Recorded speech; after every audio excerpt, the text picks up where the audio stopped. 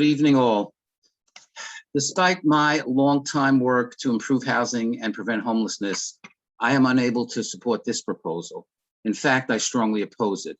It was poorly thought out, and I believe it will cause many problems in our neighborhood, which consists of hardworking people who in many cases have invested everything they have into their homes or apartments. Yesterday, the councilman and I spoke with Deputy Commissioner Erin Drinkwater, who's here tonight, about concerns that we have and that have been raised by many people here. So I just want to give you some facts. Fact. When a shelter was first proposed for Broadway and 237th, we were told by the administration at the time that our community board was not doing its fair share to house people who became homeless from Community Board 8. Given the fact that there are probably at least 200 people residing in the family shelter, which, by the way, I think has been a big success, surely we're doing our share in terms of numbers to address homelessness in the city. But now the administration has moved the goalpost instead by saying, but we don't have our share of single men in Community Board 8 shelters. Fact, two of the largest shelters in my district, both for single men, have had negative impacts on the community. The men's shelter at 4380 Bronx Boulevard was where the director, Anna Chalet, was viciously stalked, sexually assaulted, and murdered outside the shelter by a former resident with a violent criminal history, including a conviction for attempted murder. It was only after that tragedy that the city heeded our call to provide security there. The men's shelter at 3600 Jerome Avenue, up toward the end of the L, has been a constant source of countless complaints by neighborhood residents and merchants. Fact, at the time of the murder at the Bronx Boulevard shelter, as many as 40% of the residents were convicted sex offenders, according to information we were given at the time. The community was never informed of the composition of the population when the city came in and presented their plans for that shelter. Fact, according to the administration, there can be no guarantees that this shelter wouldn't have a similar population. While I absolutely understand that unhoused people who are served by DHS are human beings who deserve to be treated with dignity and morality, the administration absolutely must understand that many of the fears and worries that's been expressed by local residents are legitimate and must be taken seriously by the bureaucrats making decisions about what happens to our community. Fact, according to the administration, there can be no guarantee that the various services needed by the residents will be available 24/7 or be available on site. Fact, according to the administration, there will be 8 to 10 men in each room, which can include men with mental health issues, men who are substance users, and yes, possibly sex offenders. I certainly care deeply about the people with mental health and substance abuse issues, but it would be misleading to say that such a grouping of 8 to 10 men in a room would be problem-free. Housing 8 to 10 men, some of whom have had these serious issues together in one room, is undignified anywhere, let alone in a facility that does not have all the social services and substance abuse and mental health services on site. Those who support building a homeless shelter for 130 men at 6661 Broadway will say that this is about being compassionate. I believe this plan is the opposite of compassionate.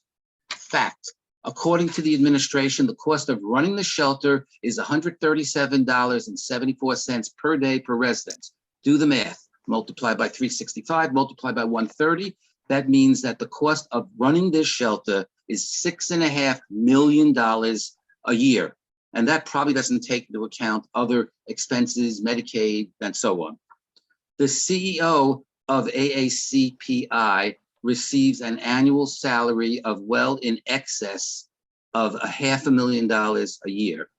For an organization dedicated to helping the less fortunate, he's most fortunate. I believe no one in the entire legislature has been more successful in the past 2 years in helping to prevent homelessness than I have been. Why do I say that? 2 of the planks in the historic 2019 omnibus bill known as the Housing Stability and Tenant Protection Act were based on my bills.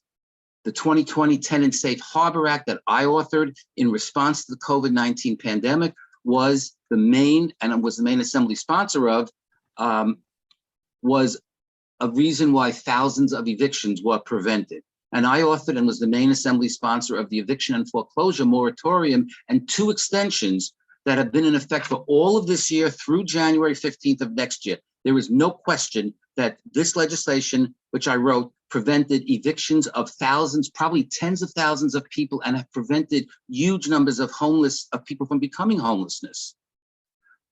It wasn't the city administration or the DHS that did this. It was me and my colleagues in the state legislature representing you. We also passed the state budget this year that provided nearly $3 billion for the emergency rental assistance program to help keep people at home, and $2.1 billion for the excluded workers program. We did our job. Proposals for homeless shelters, and I'm almost done, are always controversial. We know that. It's important that we work together as one neighborhood, one community to address this. I find it disheartening that a couple of the opponents, and I mean just a few, opponents of this shelter have selfishly said that the shelter should be built in someone else's neighborhood. Not very neighborly. I have no patience for that kind of divisiveness. I have several neighborhoods in my district, and I fight like crazy for every single one of them. One person even said, and I'm going to quote, I'm not going to say who it is, obviously, if it must be in Riverdale, let's spread the wealth to our assemblymen and councilmen and your area of South Riverdale. That kind of rhetoric not only hurts our ability to effectively address this issue, but I just want to let that very ill-informed person know that while I live in the southern part of Riverdale, the councilman lives in northern Riverdale. We cannot allow administration divide and conquer tactics to work. We must make sure that our concerns about this plan remain front and center in the conversation. I want to conclude by saying that it's my belief, and probably that of most people on the call here, that the entire shelter system has been a miserable failure. The administration didn't create this homelessness crisis. It was around long before this mayor, but I failed to see significant improvements. And now our community is being asked to shoulder an additional burden because of this failure. This very expensive shelter should not be built, and I stand with my neighbors and oppose it.